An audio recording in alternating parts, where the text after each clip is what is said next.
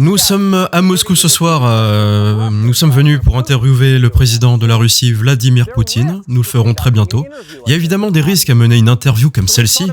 Nous avons donc réfléchi soigneusement pendant de nombreux mois. Voilà pourquoi nous le faisons. D'abord parce que c'est notre travail, nous sommes dans le journalisme. Notre devoir est d'informer les gens. 2 ans après le début d'une guerre qui redéfinit le monde entier, la plupart des Américains ne sont pas informés, ils n'ont aucune idée réelle de ce qui se passe dans cette région ici en Russie, ou à 600 miles de là en Ukraine, mais ils devraient savoir. Ils paient pour une grande partie de cela, de manière qu'ils ne perçoivent peut-être pas encore pleinement.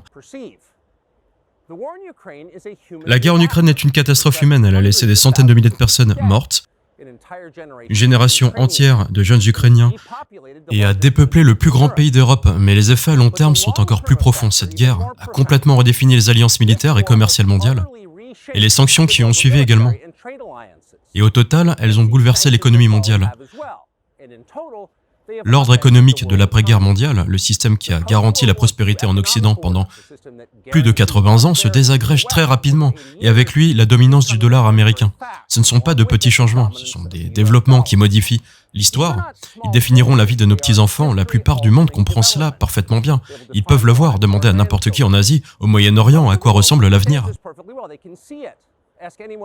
Et pourtant, les populations des pays anglophones semblent pour la plupart inconscientes. Elles pensent que rien n'a vraiment changé, et elles pensent cela parce que personne ne leur a dit la vérité. Leurs médias sont corrompus, ils mentent à leurs lecteurs et téléspectateurs, et ils le font principalement par omission. Par exemple, depuis le jour où la guerre en Ukraine a commencé, les médias américains ont parlé à des dizaines de personnes d'Ukraine, et ils ont réalisé des dizaines d'interviews avec le président ukrainien Zelensky. Nous avons nous-mêmes demandé une interview avec Zelensky, que nous espérons qu'il accepte, mais en tout cas, les interviews qu'il a déjà données aux États-Unis ne sont pas des interviews traditionnelles.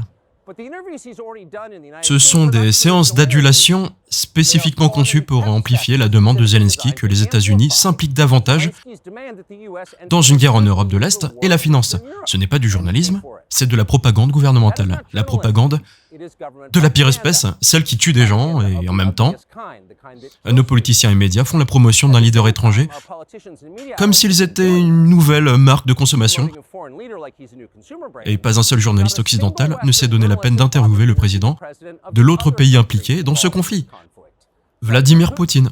La plupart des Américains n'ont aucune idée de pourquoi Poutine a envahi l'Ukraine ou quels sont ses objectifs maintenant. Ils n'ont jamais entendu sa voix. C'est mal. Les Américains ont le droit de savoir tout ce qu'ils peuvent sur une guerre dans laquelle ils sont impliqués. Et nous avons le droit de leur dire, parce que nous sommes également Américains, la liberté d'expression est notre droit de naissance. Nous sommes nés avec le droit de dire ce que nous croyons. Ce droit ne peut être enlevé, peu importe qui est à la Maison-Blanche, mais bon, ils essayent quand même. Et il y a presque 3 ans, l'administration Biden a illégalement espionné nos messages textes puis a divulgué leur contenu à leurs serviteurs dans les médias d'information. Ils ont fait tout ça dans le but d'arrêter une interview de Poutine que nous planifions, et le mois dernier, nous sommes assez sûrs qu'ils ont fait exactement la même chose une fois de plus. Mais cette fois-ci, nous sommes venus à Moscou quand même, et nous ne sommes pas ici parce que nous aimons Vladimir Poutine, nous sommes ici parce que nous aimons les États-Unis et nous voulons qu'ils restent prospères et libres. Nous avons payé ce voyage nous-mêmes, nous n'avons pris d'argent d'aucun gouvernement ou groupe et nous ne faisons payer personne pour voir l'interview. Elle n'est pas derrière un paywall, tout le monde peut regarder l'intégralité filmée en direct sur bande et non éditée sur notre site internet tuckercarlson.com. Elon Musk, à son grand crédit, a promis de ne pas supprimer ni bloquer cette interview une fois que nous l'aurons postée sur cette plateforme X, et nous lui en sommes reconnaissants. Quant aux gouvernements occidentaux, par contraste, sans dégrader, feront certainement de leur mieux pour censurer cette vidéo sur d'autres plateformes qui sont pas mal moins de principe, vous voyez, parce que c'est ce qu'ils font. Ils ont peur de l'information qu'ils ne peuvent pas contrôler, mais bon, vous n'avez aucune raison d'avoir peur. Nous ne vous encourageons pas à être d'accord avec tout ce que Poutine pourrait dire dans cette interview, mais nous vous incitons à la regarder, parce que vous devriez savoir les choses autant que vous le pouvez, et ensuite, comme un citoyen libre et non un esclave, vous pouvez décider par vous-même. Thanks.